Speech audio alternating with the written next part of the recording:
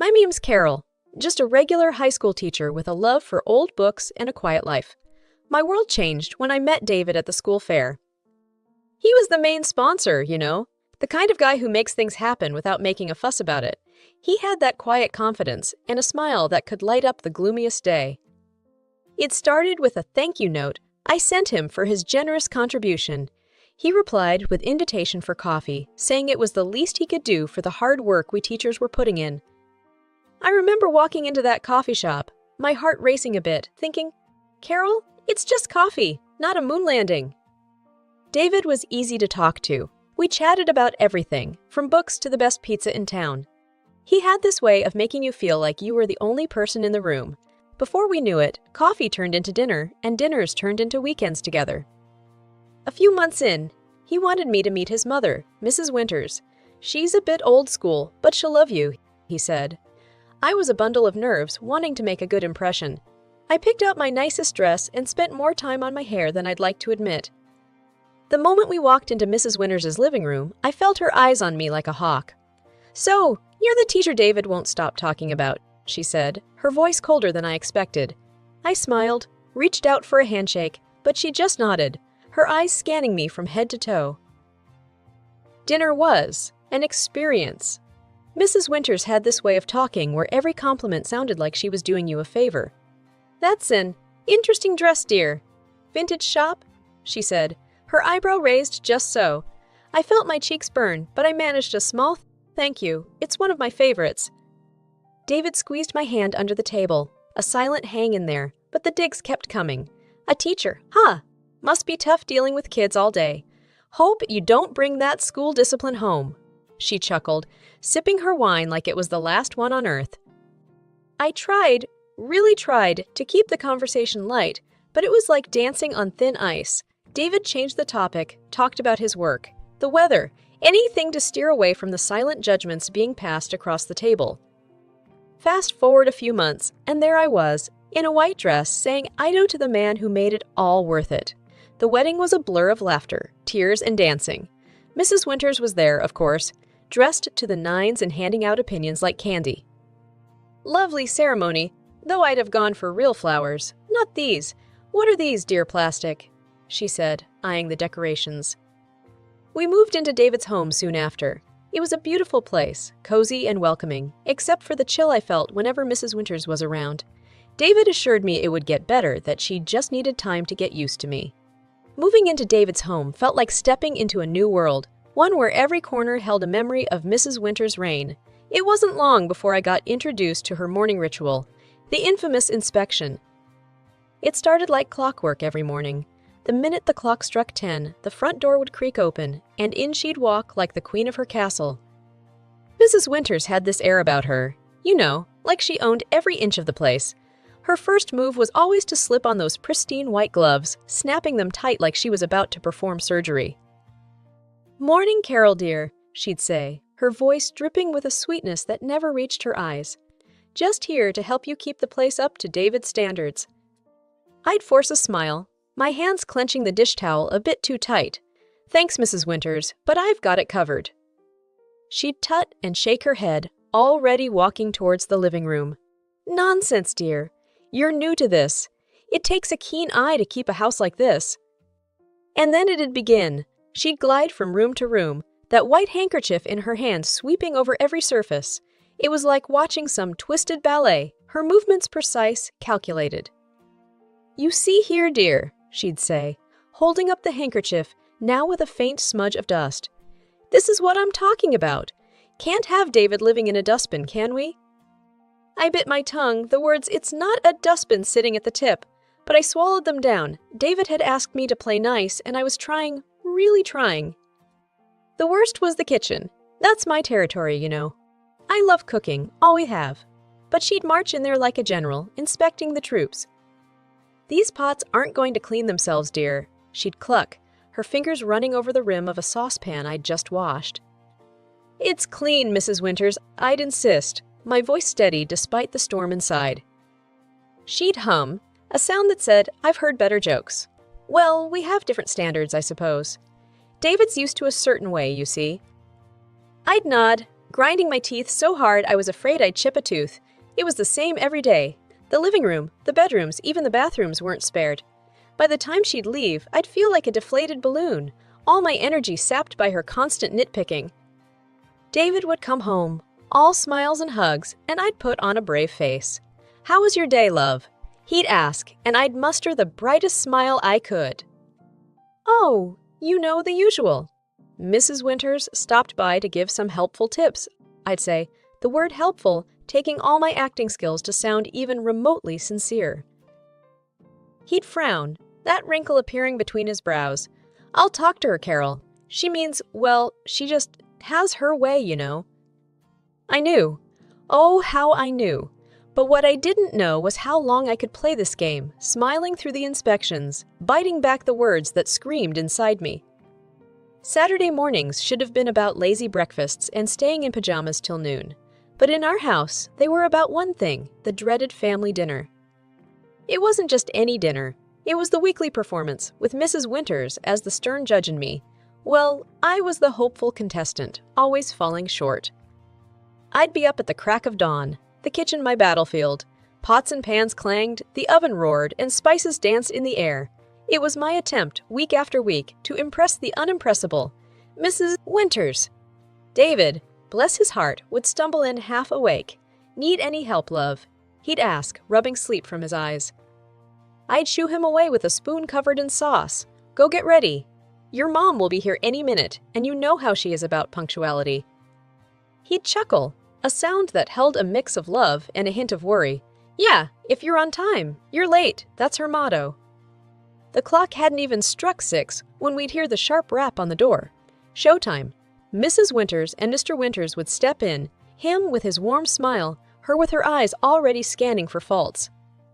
"Smells good in here, Carol. What's on the menu today?" Mr. Winters would always start off with a compliment, his genuine kindness a stark contrast to his wife. Before I could answer, Mrs. Winters would chime in, her voice slicing through the warmth. "I hope it's not that casserole from last time. Remember, David, how you had that stomachache?" David would wince, a silent plea in his eyes, begging me not to retort. "Mom, Carol's been working hard all day. Let's just enjoy the meal, yeah?" Dinner would be a tense affair. Mr. Winters would heap praises, his delicious "dear," and "you've outdone yourself, Carol," battling against Mrs. Winters's relentless critique. "This chicken is dry, dear. You really must learn to keep an eye on the oven," she'd say, pushing her barely touched plate away. I'd grit my teeth, forcing a polite, "I'll remember that for next time, Mrs. Winters." David would try to lighten the mood, his jokes a desperate attempt to bridge the widening gap at the table, but it was like throwing pebbles into a chasm, hoping for a bridge. And then, just when I thought I'd survived the worst, dessert would come, and with it, a fresh wave of critiques. "Is this pie supposed to be this? Crunchy?"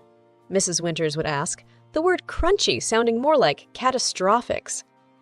I'd swallow the lump in my throat, my reply a mix of wariness and defiance. "It's a family recipe, Mrs. Winters. It's always a hit." She'd raise an eyebrow, her gaze saying clearer than words, "Not in this family, dear." As they'd leave, Mr. Winters would give me a warm, encouraging hug, whispering, "Don't mind her, Carol. We all love your cooking." But Mrs. Winters's parting words would always be a reminder of the invisible scoreboard where I was always trailing. "Try harder next time, dear. A happy husband is a well-fed husband."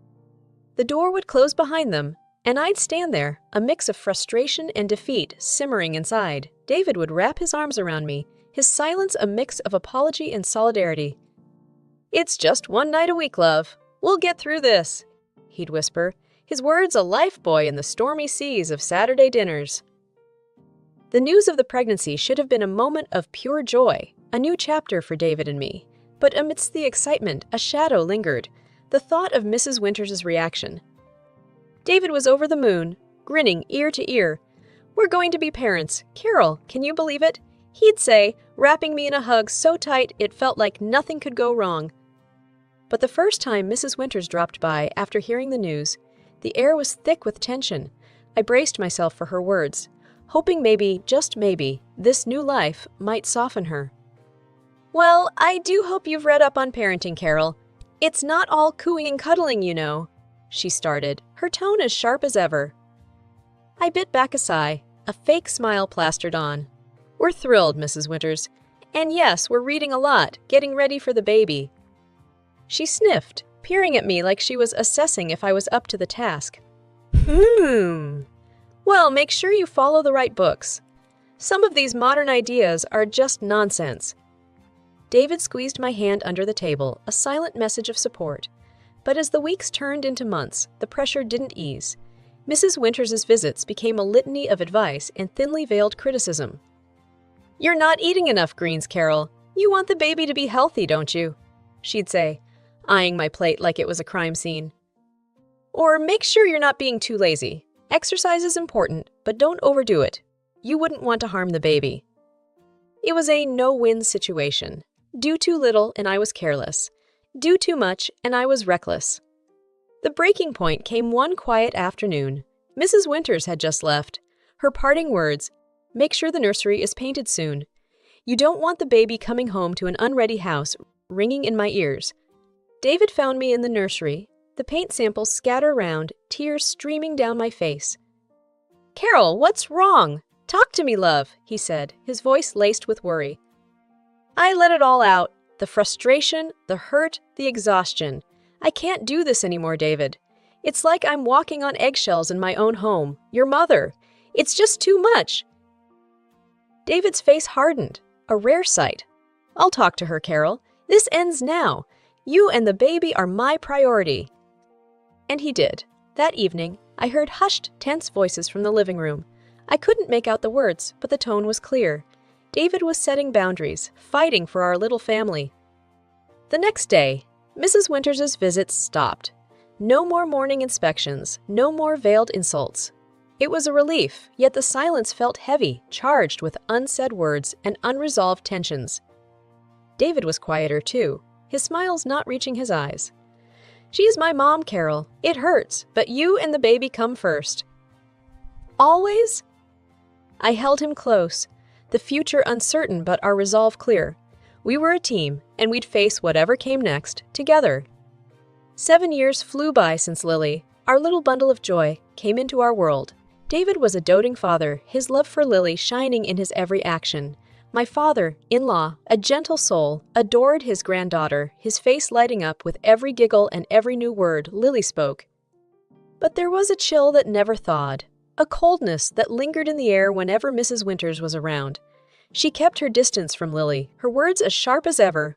Children should be seen and not heard, she'd say, dismissing Lily's cheerful chatter as nothing more than noise. Lily, with her big heart and innocent eyes, couldn't understand why her grandma wasn't like the ones in her storybooks. She'd try, in her own sweet way, to win over Mrs. Winters. Look, Grandma, I drew this for you, she'd say, holding up a crayon masterpiece. Mrs. Winters would barely glance at it, her voice devoid of warmth. That's nice, dear. Now go play, Grandma's busy. But Lily never lost her spirit. She found her passion early, cooking. The kitchen was her kingdom, her small hands skillfully mixing, stirring, and baking. Every weekend was a new adventure, her culinary creations a source of pride for us. Look, Daddy, I made cookies, she'd exclaim, her face beaming as she presented her latest work. David would scoop her up, his laughter filling the room. Chef Lily, you have outdone yourself! These are delicious! Even my father-in-law couldn't resist Lily's kitchen magic. My little chef, he'd say, his eyes twinkling as he took a bite, you'll be running your own restaurant in no time. Their words were a balm to Lily's soul, a stark contrast to the cold indifference she received from Mrs. Winters. But children have a resilience, a way of focusing on the love they receive, not the affection withheld. One evening, as Lily set the table, her latest culinary creation taking center stage, she looked up at me, her eyes serious. Mom, why doesn't Grandma like my cooking? Doesn't she like food? I knelt beside her, my heart aching with the innocence of her question. Sweetheart, Grandma, she's just different. But your cooking is wonderful, and Daddy and Grandpa and I, we love it. That's what matters, right? Lily nodded, her smile returning, the shadow of Mrs. Winters's indifference brushed aside by the love of those who mattered most. The Christmas invite from Mrs. Winters was a surprise, but Lily's excitement at the chance to showcase her cooking made us accept. Together, we baked gingerbread and apple pie, her little hands working diligently, her eyes sparkling with pride.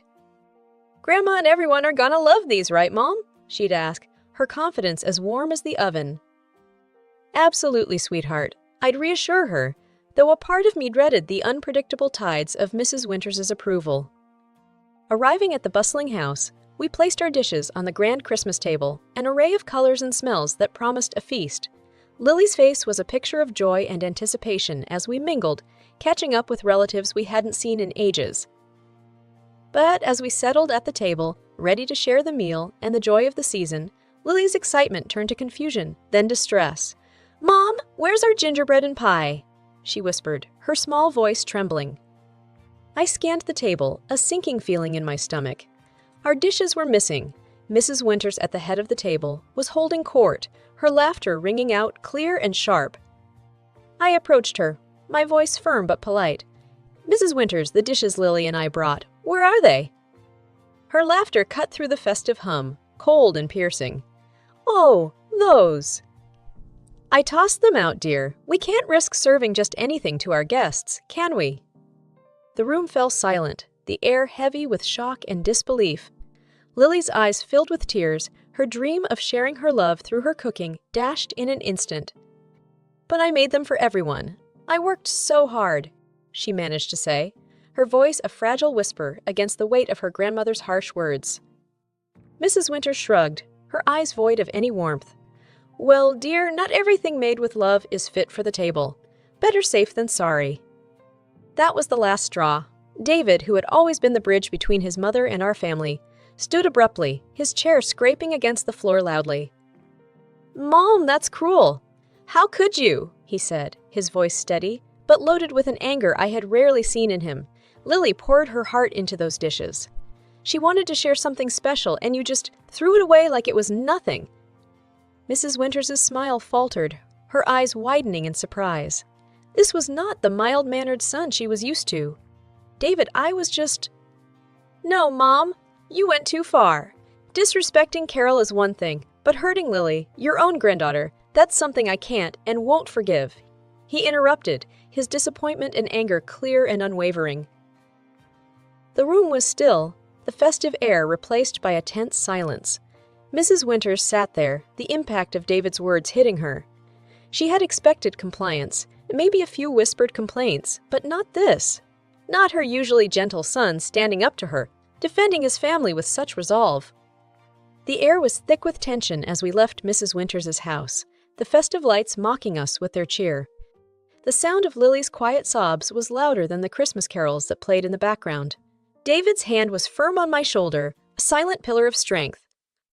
As we reached the door, Mrs. Winters's voice broke through the heavy silence, her tone desperate, a stark contrast to the cold disdain she'd shown earlier.